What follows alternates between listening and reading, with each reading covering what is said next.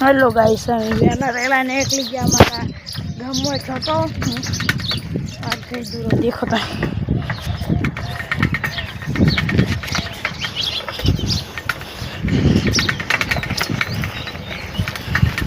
हमारा महेंद्र भैया आ रहा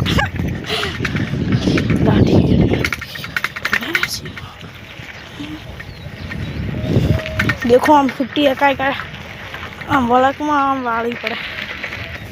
જોઈ લો ગાઈસ તમે। હવે हम जाकड़ा पीरा बनिया देखो हमारा पिंचा भैया आ गाइस फाइनली जानना पिंचा अरे हमारा चिको भाई बोला रिंकू भाई फाइनली गाइस हम कुतरा थोड़ा ना जा रहे हैं कुतरा थोड़ा रहा गाइस हम टीडा काकर ले आ रहा टीडा काकर गाइस तब दो लीधा से हमारा गांव ना बच्चा એટલે છોકરા अभी जाओ मैं गांव में मन गांव में दिन मालूम ठीक है।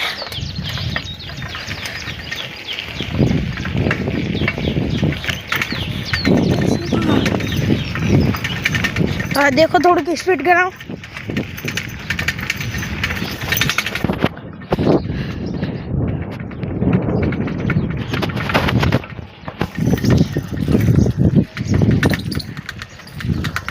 करवाना है